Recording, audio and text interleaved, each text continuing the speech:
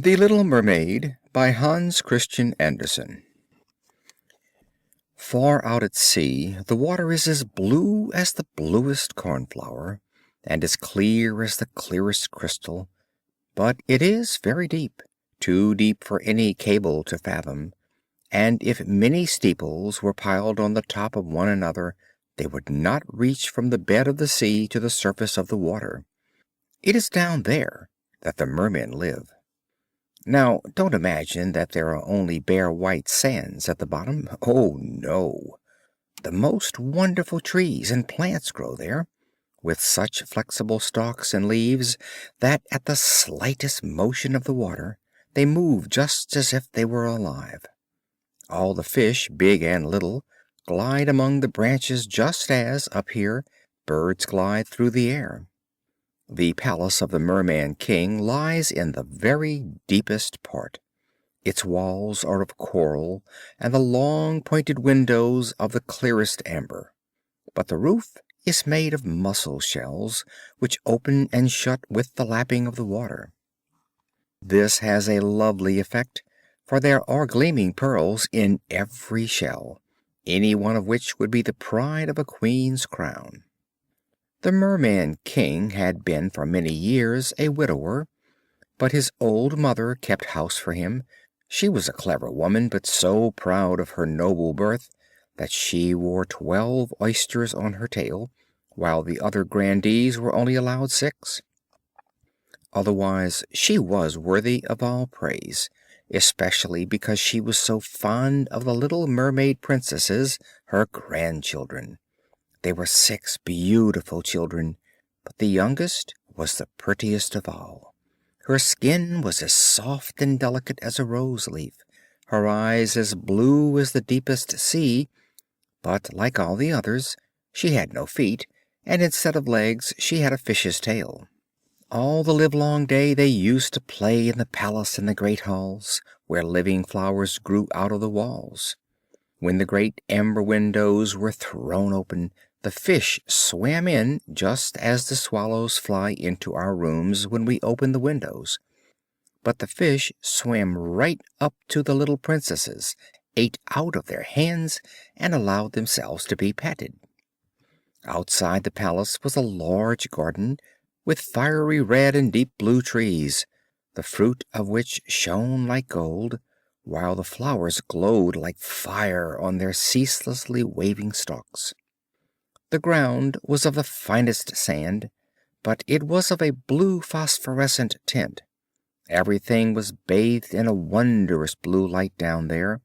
You might more readily have supposed yourself to be high up in the air, with only the sky above and below you, than that you were at the bottom of the ocean. In a dead calm, you could just catch a glimpse of the sun like a purple flower with streams of light radiating from its calyx. Each little princess had her own little plot of garden, where she could dig and plant just as she liked. One made her flower bed in the shape of a whale, another thought it nice to have hers like a little mermaid, but the youngest made hers quite round like the sun, and she would only have flowers of a rosy hue like its beams. She was a curious child, quiet and thoughtful, and while the other sisters decked out their gardens with all kinds of extraordinary objects which they got from wrecks, she would have nothing beside the rosy flowers like the sun up above, except a statue of a beautiful boy. It was hewn out of the purest white marble, and had gone to the bottom from some wreck.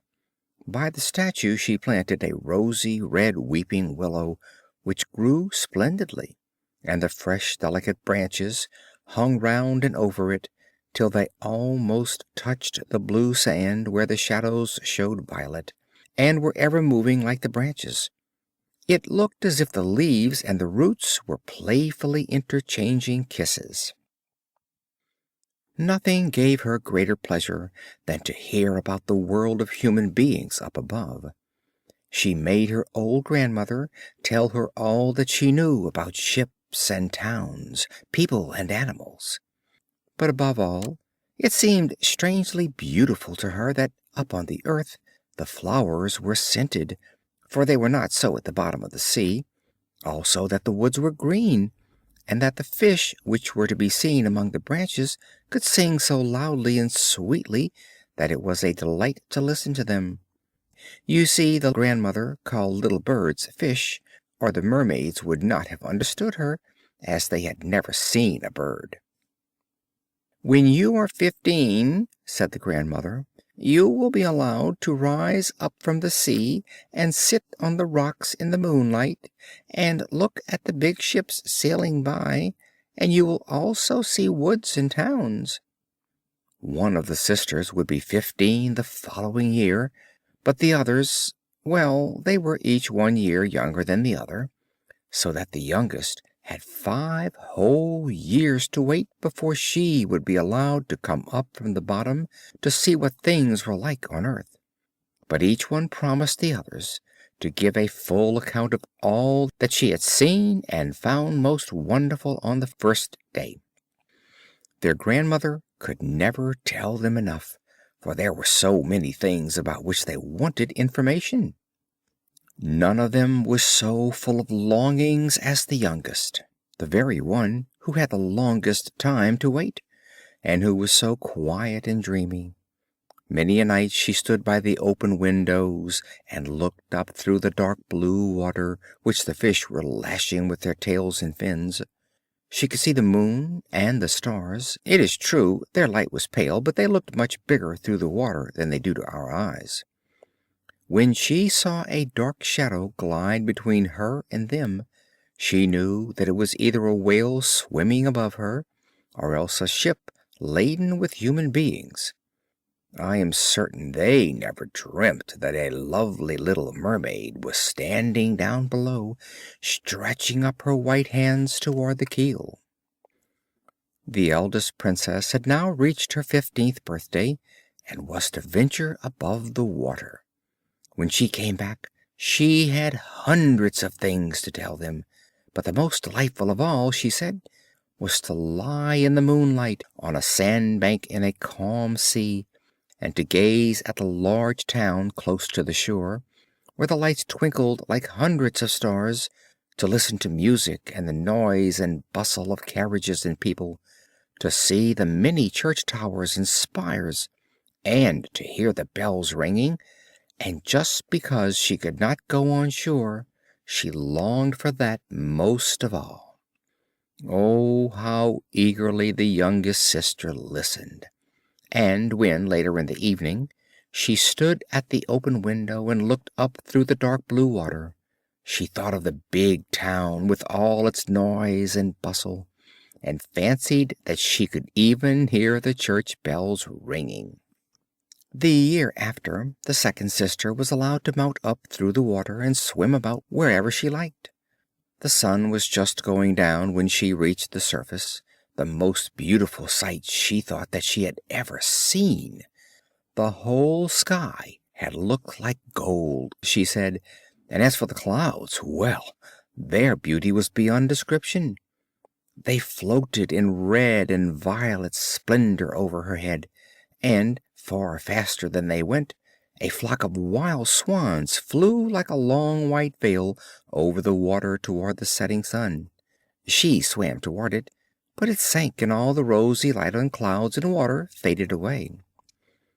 The year after that, the third sister went up, and being much the most venturesome of them all, swam up a broad river which ran into the sea. She saw beautiful green vine-clad hills, palaces, and country seats peeping through splendid woods. She heard the birds singing, and the sun was so hot that she was often obliged to dive to cool her burning face. In a tiny bay she found a troop of little children running about naked and paddling in the water. She wanted to play with them, but they were frightened and ran away. Then a little black animal came up. It was a dog, but she had never seen one before. It barked so furiously at her that she was frightened and made for the open sea.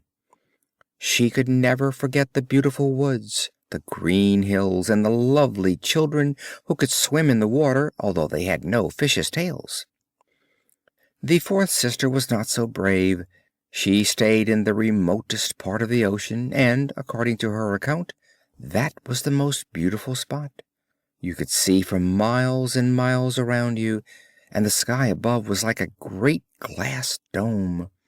She had seen ships, but only far away, so that they looked like seagulls. There were grotesque dolphins turning somersaults, and gigantic whales squirting water through their nostrils like hundreds of fountains on every side. Now the fifth sister's turn came. Her birthday fell in the winter, so that she saw sights that the others had not seen on their trips. The sea looked quite green, and large icebergs were floating about, each one of which looked like a pearl, she said, but was much bigger than the church towers built by men. They took the most wonderful shapes, and sparkled like diamonds. She had seated herself on one of the largest, and all the passing ships sheered off in alarm when they saw her sitting there with her long hair streaming loose in the wind. In the evening the sky became overcast with dark clouds. It thundered and lightened, and the huge icebergs, glittering in the bright lightning, were lifted high into the air by the black waves.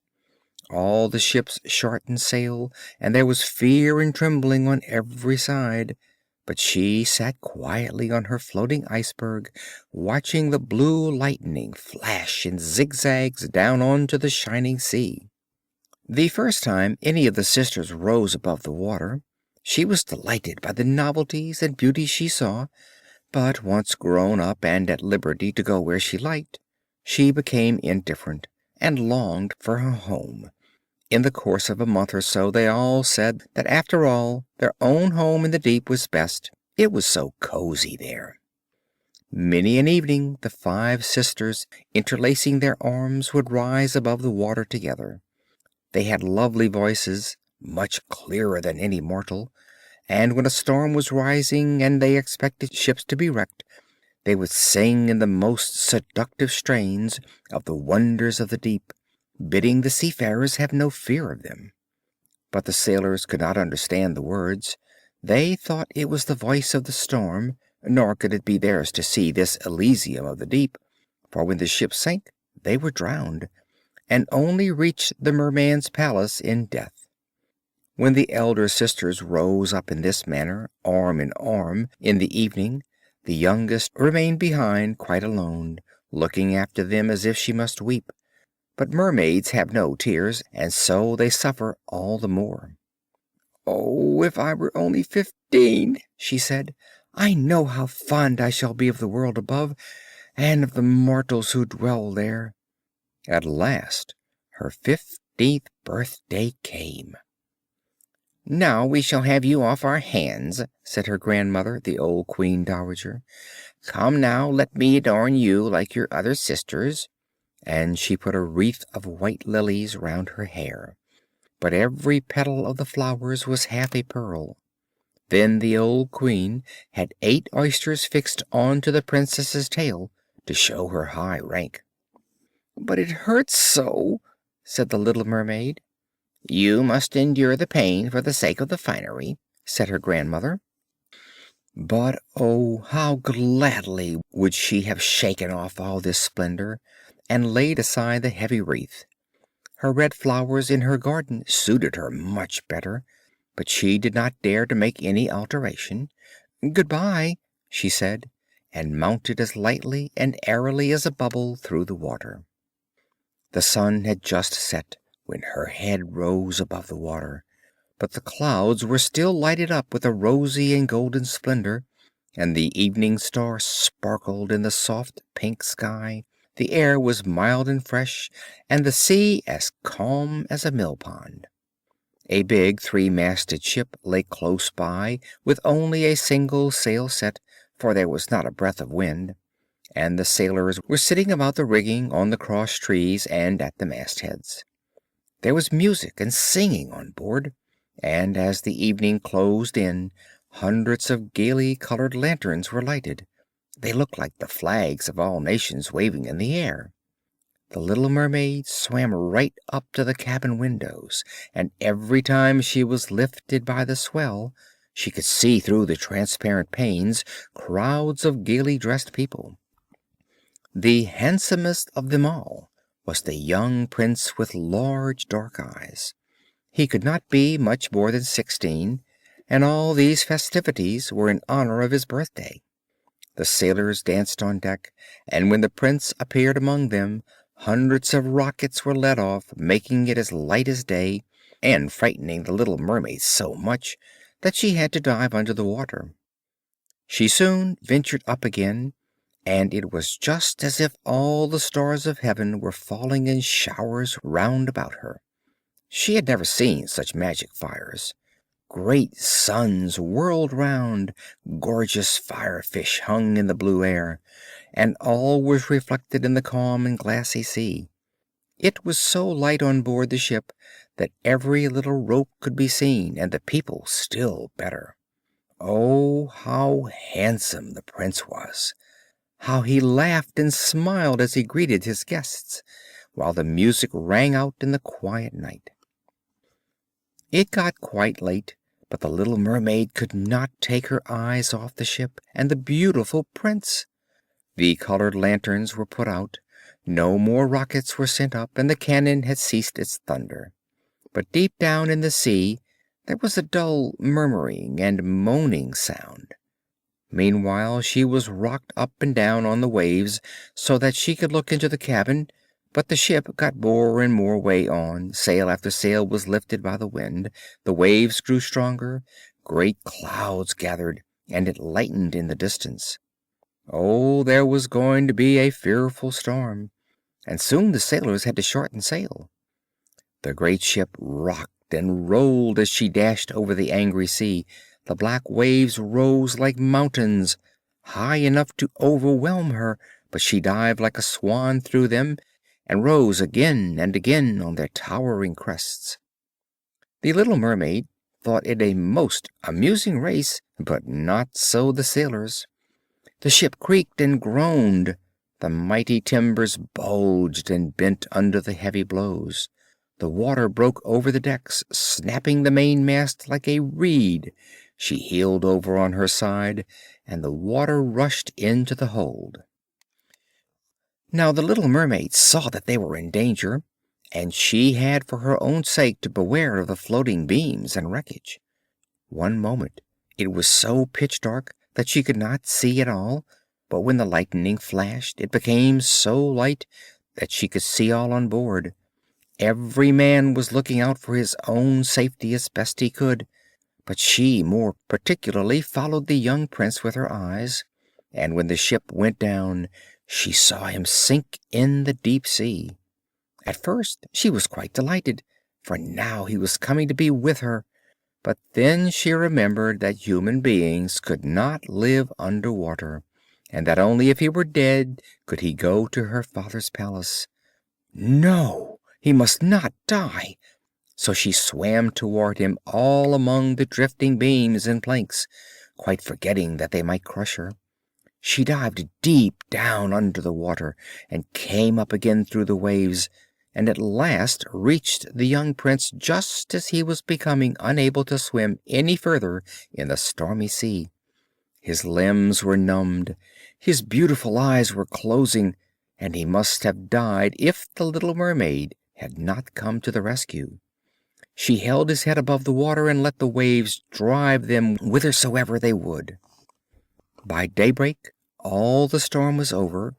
Of the ship not a trace was to be seen. The sun rose from the water in radiant brilliance, and his rosy beams seemed to cast a glow of life into the prince's cheeks, but his eyes remained closed. The mermaid kissed his fair and lofty brow, and stroked back the dripping hair. It seemed to her that he was like the marble statue in her little garden. She kissed him again, and longed that he might live. At last she saw dry land before her, high blue mountains on whose summits the white snow glistened as if a flock of swans had settled there, Down by the shore were beautiful green woods, and in the foreground a church or temple. She did not quite know which, but it was a building of some sort. Lemon and orange trees grew in the garden, and lofty palms stood by the gate. At this point the sea formed a little bay where the water was quite calm but very deep, right up to the cliffs.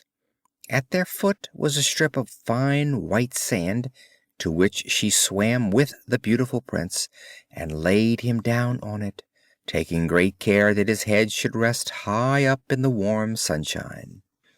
The bells now began to ring in the great white building, and a number of young maidens came into the garden. Then the little mermaid swam further off behind some high rocks, and covered her hair and breast with foam, so that no one should see her face, and then she watched to see who would discover the poor prince. It was not long before one of the maidens came up to him. At first she seemed quite frightened, but only for a moment, and then she fetched several others, and the mermaid saw that the prince was coming to life, and that he smiled at all those around him, but he never smiled at her. You see, he did not know that she had saved him. She felt so sad that when he was led away into the great building, she dived sorrowfully into the water and made her way home to her father's palace. Always silent and thoughtful, she became more so now than ever. Her sisters often asked her what she had seen on her first visit to the surface, but she never would tell them anything. Many an evening and many a morning she would rise to the place where she had left the prince. She saw the fruit in the garden ripen and then gathered. She saw the snow melt on the mountain tops. But she never saw the prince, so she always went home still sadder than before. At home her only consolation was to sit in her little garden with her arms twined round the handsome marble statue which reminded her of the prince. It was all gloomy shade now, as she had ceased to tend her flowers, and the garden had become a neglected wilderness of long stalks and leaves entangled with the branches of the tree.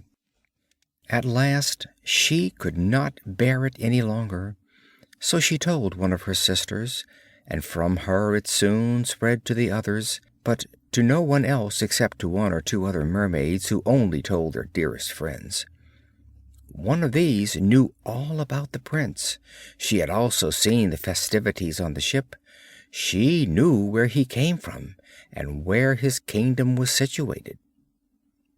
"Come, little sister," said the other princesses, and, throwing their arms round each other's shoulders, they rose from the water in a long line just in front of the prince's palace. It was built of light yellow glistening stone, with great marble staircases, one of which led into the garden. Magnificent gilded cupolas rose above the roof, and the spaces between the columns which encircled the building were filled with lifelike marble statues. Through the clear glass of the lofty windows you could see gorgeous halls adorned with costly silken hangings, and the pictures on the walls were a sight worth seeing. In the midst of the central hall a large fountain played, throwing its jets of spray upwards to a glass dome in the roof, through which the sunbeams lighted up the water and the beautiful plants which grew in the great basin. She knew now where he lived, and often used to go there in the evenings and by night over the water. She swam much nearer the land than any of the others dared. She even ventured right up to the narrow channel under the splendid marble terrace which threw a long shadow over the water. She used to sit there looking at the young prince, who thought he was quite alone in the clear moonlight.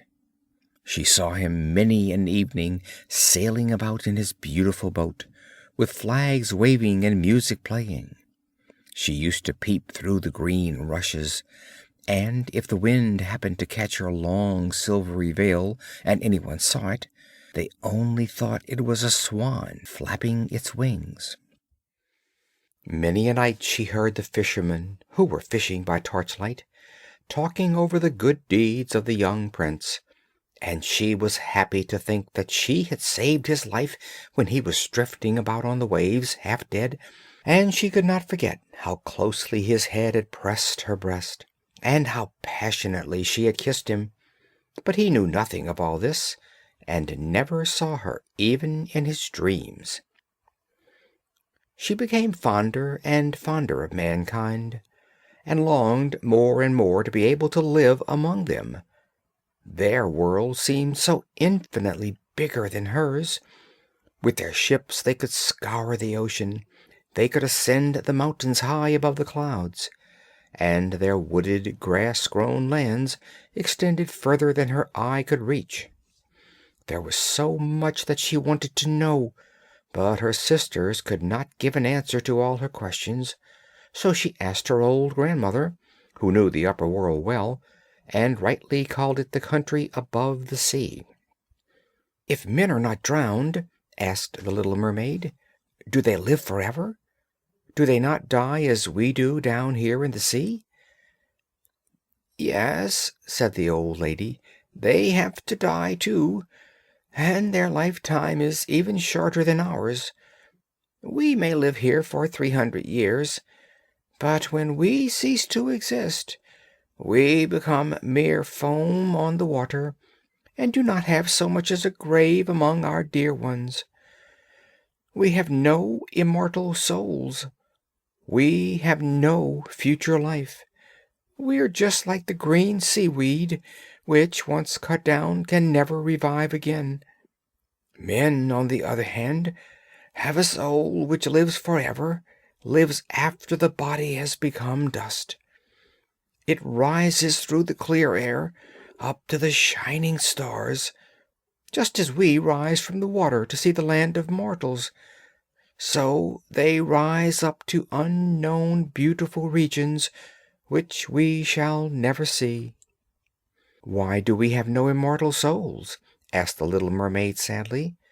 "I would give all my 300 years to be a human being for one day, and afterwards to have a share in the heavenly kingdom." "You must not be thinking about that," said the grandmother. "We are much better off and happier than human beings." "Then I shall have to die and to float as foam on the water, and never hear the music of the waves, or see the beautiful flowers, or the red sun? Is there nothing I can do to gain an immortal soul?" "No," said the grandmother. "Only if a human being so loved you that you were more to him than father or mother, if all his thoughts and all his love were so centered in you that he would let the priest join your hands and would vow to be faithful to you here and to all eternity, then your body would become infused with his soul. Thus, and only thus, could you gain a share in the felicity of mankind. He would give you a soul while yet keeping his own, but that can never happen. That which is the greatest beauty in the sea, your fish's tail, is thought hideous upon earth, so little do they understand about it. To be pretty there, you must have two clumsy supports, which they call legs." Then the little mermaid sighed and looked sadly at her fish's tail. "Let us be happy," said the grandmother. "We will hop and skip during our 300 years of life. It is surely a long enough time, and after it is over we shall rest all the better in our graves. There is to be a court ball tonight." This was a much more splendid affair than we ever see on earth. The walls and the ceiling of the great ballroom were of thick but transparent glass. Several hundreds of colossal mussel shells, rose red and grass green, were ranged in order round the sides, holding blue lights, which illuminated the whole room and shone through the walls, so that the sea outside was quite lit up. You could see countless fish, great and small, swimming towards the glass walls, some with shining scales of crimson hue, while others were golden and silvery. In the middle of the room was a broad stream of running water, and on this the mermaids and mermen danced to their own beautiful singing. No earthly beings have such lovely voices. The little mermaid sang more sweetly than any of them, and they all applauded her. For a moment she felt glad at heart, for she knew that she had the finest voice either in the sea or on land. But she soon began to think again about the upper world. She could not forget the handsome prince, and her sorrow in not possessing, like him, an immortal soul. Therefore she stole out of her father's palace, and, while all within was joy and merriment, she sat sadly in her little garden. Suddenly she heard the sound of a horn through the water, and she thought, "Now he is out sailing up there, he whom I love more than father or mother, he to whom my thoughts cling, and to whose hands I am ready to commit the happiness of my life. I will dare anything to win him and to gain an immortal soul. While my sisters are dancing in my father's palace, I will go to the sea witch, of whom I have always been very much afraid. She will perhaps be able to advise and help me." Thereupon the little mermaid left the garden and went toward the roaring whirlpools at the back of which the witch lived. She had never been that way before. No flowers grew there, no seaweed, only the bare, gray sands stretched towards the whirlpools, which, like rushing mill wheels, swirled round, dragging everything that came within reach down to the depths. She had to pass between these boiling eddies to reach the witch's domain, and for a long way the only path led over warm, bubbling mud, which the witch called her peat bog. Her house stood behind this in the midst of a weird forest. All the trees and bushes were polyps, half animal and half plant. They looked like 100-headed snakes growing out of the sand. The branches were long, slimy arms, with tentacles like wriggling worms, every joint of which, from the root to the outermost tip, was in constant motion. They wound themselves tightly round whatever they could lay hold of and never let it escape. The little mermaid, standing outside, was quite frightened. Her heart beat fast with terror, and she nearly turned back. But then she remembered the prince and the immortal soul of mankind, and took courage. She bound her long, flowing hair tightly round her head, so that the polyps should not seize her by it, folded her hands over her breast, and darted like a fish through the water, in between the hideous polyps, which stretched out their sensitive arms and tentacles towards her. She could see that every one of them had something or other which they had grasped with their 100 arms, and which they held as if in iron bands.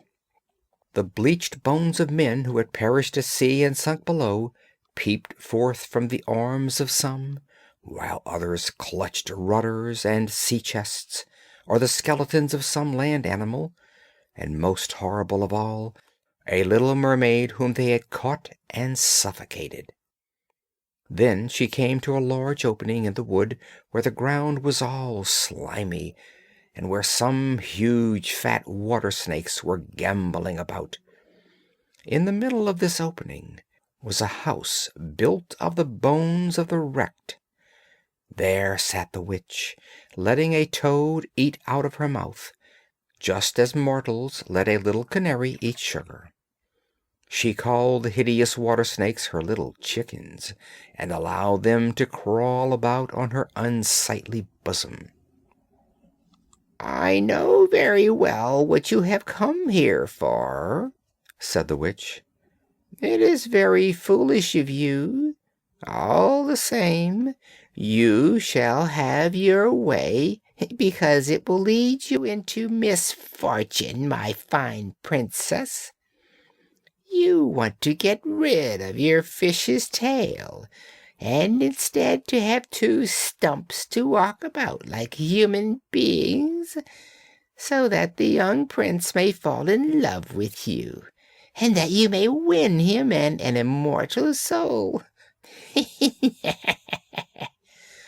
Saying this, she gave such a loud, hideous laugh that the toad and the snakes fell to the ground and wriggled about there. "You are just in the nick of time," said the witch. "After sunrise tomorrow I should not be able to help you until another year had run its course. I will make you a potion, and before sunrise you must swim ashore with it, seat yourself on the beach, and drink it. Then your tail will divide and shrivel up to what men call beautiful legs. But it hurts. It is as if a sharp sword were running through you. All who see you will say you are the most beautiful child of men they have ever seen. You will keep your gliding gait. No dancer will rival you. But every step you take will be as if you were treading upon sharp knives, so sharp as to draw blood. If you are willing to suffer all this, I am ready to help you." "Yes," said the little princess with a trembling voice, thinking of the prince and of winning an undying soul. "But remember," said the witch, "when once you have received a human form, you can never be a mermaid again. You will never again be able to dive down through the water to your sisters and to your father's palace. And if you do not succeed in winning the prince's love, so that for your sake he will forget father and mother, cleave to you with his whole heart, let the priest join your hands and make you man and wife, you will gain no immortal soul. The first morning after his marriage with another, your heart will break, and you will turn into foam of the sea." "I will do it," said the little mermaid, as pale as death. "But you will have to pay me too," said the witch, "and it is no trifle that I demand. You have the most beautiful voice of any at the bottom of the sea, and I dare say that you think you will fascinate him with it. But you must give me that voice. I will have the best you possess in return for my precious potion. I have to mingle my own blood with it so as to make it as sharp as a two-edged sword." "But if you take my voice," said the little mermaid, "what have I left?" "Your beautiful form," said the witch, "your gliding gait, and your speaking eyes. With these you ought surely to be able to bewitch a human heart. Well, have you lost your courage? Put out your little tongue, and I will cut it off in payment for the powerful draught." "Let it be done," said the little mermaid, and the witch put on her cauldron to brew the magic potion. "There is nothing like cleanliness," said she, as she scoured the pot with a bundle of snakes. Then she punctured her breast and let the black blood drop into the cauldron, and the steam took the most weird shapes, enough to frighten anyone. Every moment the witch threw new ingredients into the pot, and when it boiled the bubbling was like the sound of crocodiles weeping. At last the potion was ready, and it looked like the clearest water.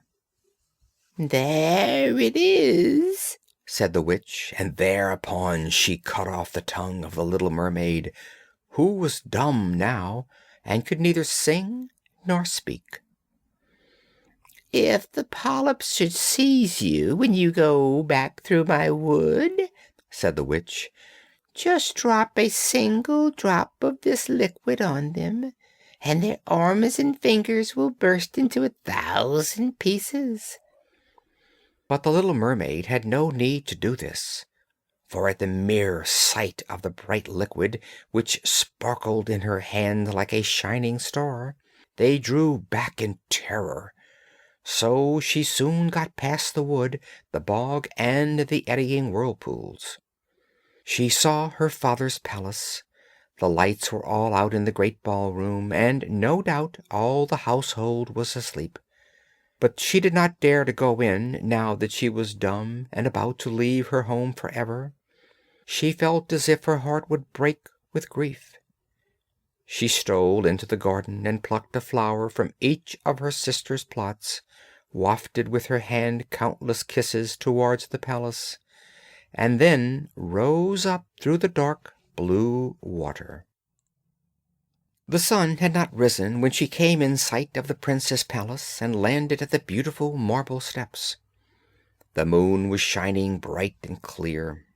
The little mermaid drank the burning, stinging draught, and it was like a sharp, two-edged sword running through her tender frame. She fainted away and lay as if she were dead. When the sun rose on the sea, she woke up and became conscious of a sharp pang. But just in front of her stood the handsome young prince, fixing his cold black eyes on her. She cast hers down and saw that her fish's tail was gone, and that she had the prettiest little white legs any maiden could desire. But she was quite naked, so she wrapped her long, thick hair around her. The prince asked who she was and how she came there. She looked at him tenderly and with a sad expression in her dark blue eyes, but could not speak. Then he took her by the hand and led her into the palace. Every step she took was, as the witch had warned her beforehand, as if she were treading on sharp knives and spikes. But she bore it gladly. Led by the prince, she moved as lightly as a bubble, and he and everyone else marveled at her graceful gliding gait. Clothed in the costliest silks and muslins, she was the greatest beauty in the palace, but she was dumb, and could neither sing nor speak. Beautiful slaves clad in silks and gold came forward and sang to the prince and his royal parents. One of them sang better than all the others, and the prince clapped his hands and smiled at her. That made the little mermaid very sad, for she knew that she used to sing far better herself.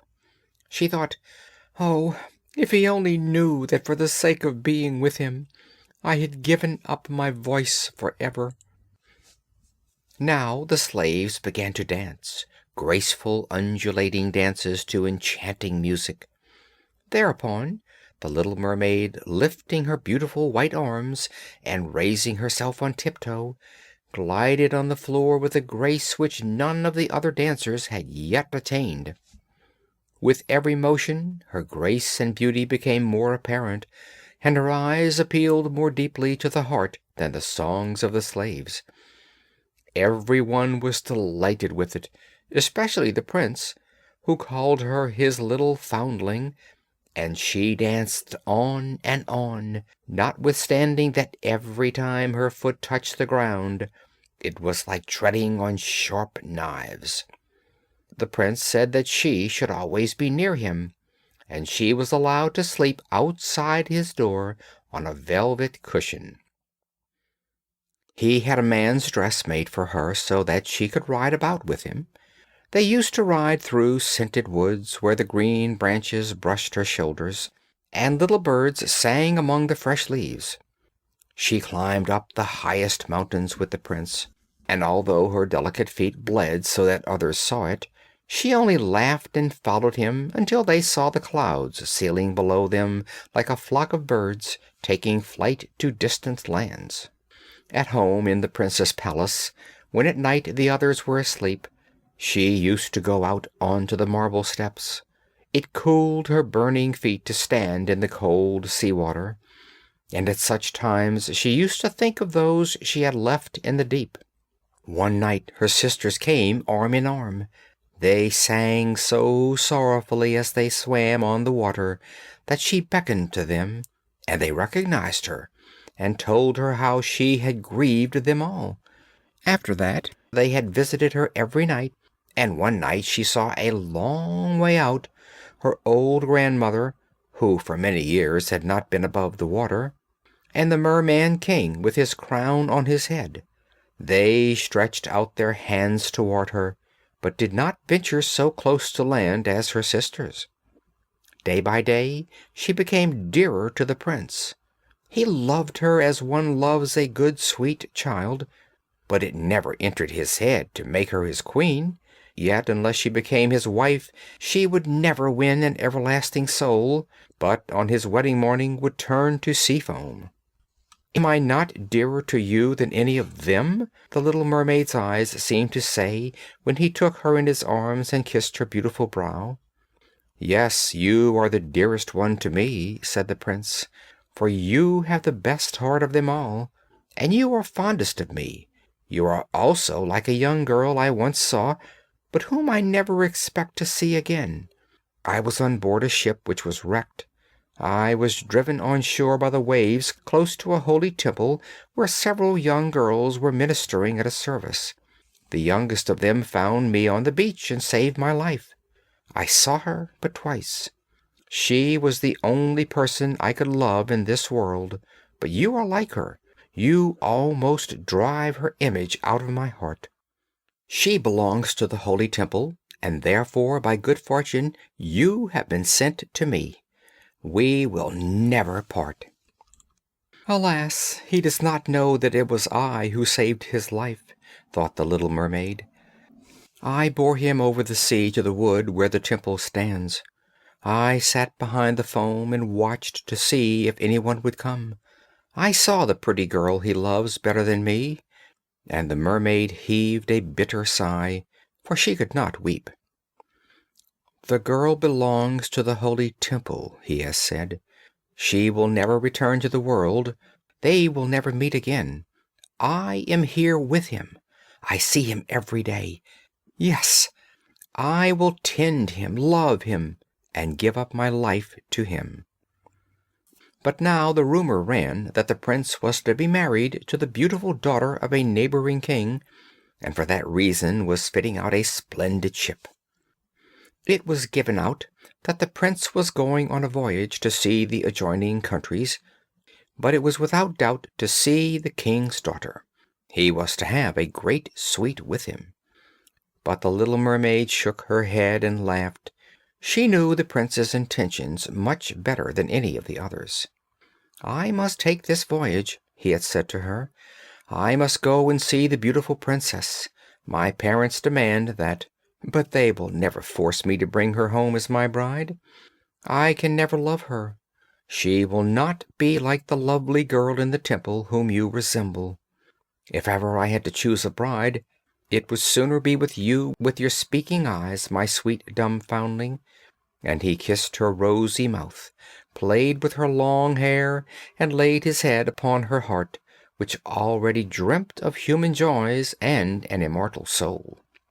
"You are not frightened of the sea, I suppose, my dumb child?" he said, as they stood on the proud ship which was to carry them to the country of the neighboring king. And he told her about storms and calms, about curious fish in the deep, and the marvels seen by divers, and she smiled at his tales, for she knew all about the bottom of the sea much better than anyone else. At night, in the moonlight, when all were asleep except the steersman who stood at the helm, she sat at the side of the ship, trying to pierce the clear water with her eyes, and fancied she saw her father's palace, and above it her old grandmother with her silver crown on her head, looking up through the cross currents toward the keel of the ship. Then her sisters rose above the water. They gazed sadly at her, wringing their white hands. She beckoned to them, smiled, and was about to tell them that all was going well and happily with her, when the cabin boy approached and the sisters dived down, but he supposed that the white objects he had seen were nothing but flakes of foam. The next morning the ship entered the harbor of the neighboring king's magnificent city. The church bells rang and trumpets were sounded from every lofty tower, while the soldiers paraded with flying flags and glittering bayonets. There was a fete every day. There was a succession of balls, and receptions followed one after the other, but the princess was not yet present. She was being brought up a long way off, in a holy temple, they said, and was learning all the royal virtues. At last she came. The little mermaid stood eager to see her beauty, and she was obliged to confess that a lovelier creature she had never beheld. Her complexion was exquisitely pure and delicate, and her trustful eyes of the deepest blue shone through their dark lashes. "It is you," said the prince, "you who saved me when I lay almost lifeless on the beach," and he clasped his blushing bride to his heart. "Oh, I am too happy!" he exclaimed to the little mermaid. "A greater joy than I had dared to hope for has come to pass. You will rejoice at my joy, for you love me better than anyone." Then the little mermaid kissed his hand and felt as if her heart were broken already. His wedding morn would bring death to her and change her to foam. All the church bells pealed, and heralds rode through the town proclaiming the nuptials. Upon every altar throughout the land fragrant oil was burnt in costly silver lamps. Amidst the swinging of censers by the priests, the bride and bridegroom joined hands and received the bishop's blessing. The little mermaid, dressed in silk and gold, stood holding the bride's train, but her ears were deaf to the festal strains, her eyes saw nothing of the sacred ceremony. She was thinking of her coming death, and of all that she had lost in this world. That same evening the bride and bridegroom embarked, amidst the roar of cannon and the waving of banners. A royal tent of purple and gold, softly cushioned, was raised amidships, where the bridal pair were to repose during the calm, cool night. The sails swelled in the wind, and the ship skimmed lightly and almost without motion over the transparent sea. At dusk, lanterns of many colors were lighted, and the sailors danced merrily on deck. The little mermaid could not help thinking of the first time she came up from the sea and saw the same splendor and gaiety, and she now threw herself among the dancers, whirling as a swallow skims through the air when pursued. The onlookers cheered her in amazement. Never had she danced so divinely. Her delicate feet pained her as if they were cut with knives, but she did not feel it, for the pain at her heart was much sharper. She knew that it was the last night that she would breathe the same air as he, and would look upon the mighty deep and the blue starry heavens. An endless night without thought and without dreams awaited her, who neither had a soul nor could win one. The joy and revelry on board lasted till long past midnight. She went on laughing and dancing with the thought of death all the time in her heart. The prince caressed his lovely bride, and she played with his raven locks, and with their arms entwined they retired to the gorgeous tent. All became hushed and still on board the ship. Only the steersman stood at the helm. The little mermaid laid her white arms on the gunwale and looked eastwards for the pink-tinted dawn. The first sunbeam she knew would be her death. Then she saw her sisters rise from the water. They were as pale as she was. Their beautiful long hair no longer floated on the breeze, for it had been cut off. "We have given it to the witch to obtain her help, so that you may not die tonight. She has given us a knife. Here it is. Look how sharp it is. Before the sun rises, you must plunge it into the prince's heart, and when his warm blood sprinkles your feet, they will join together and grow into a tail, and you will once more be a mermaid. You will be able to come down into the water to us, and to live out your 300 years before you are turned into dead salt sea foam. Make haste. You or he must die before sunrise. Our old grandmother is so full of grief that her white hair has fallen off as ours fell under the witch's scissors. Slay the prince and come back to us. Quick, quick! Do you not see the rosy streak in the sky? In a few minutes the sun will rise, and then you must die." Saying this, they heaved a wondrous deep sigh and sank among the waves. The little mermaid drew aside the purple curtain from the tent and looked at the beautiful bride asleep with her head on the prince's breast. She bent over him and kissed his fair brow, looked at the sky where the dawn was spreading fast, looked at the sharp knife, and again fixed her eyes on the prince, who, in his dream, called his bride by name. Yes, she was alone in his thoughts. For a moment the knife quivered in her grasp. Then she threw it far out among the waves, now rosy in the morning light, and where it fell the water bubbled up like drops of blood. Once more she looked at the prince, with her eyes already dimmed by death, then dashed overboard and fell, her body dissolving into foam.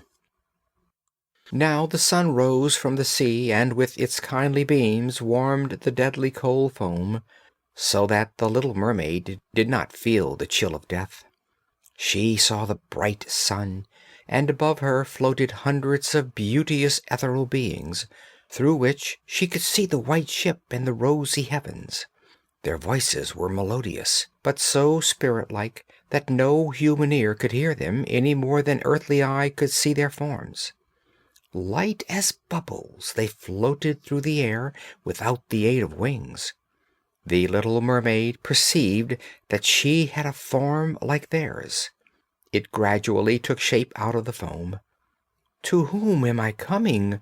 said she, and her voice sounded like that of the other beings, so unearthly in its beauty that no music of ours could reproduce it.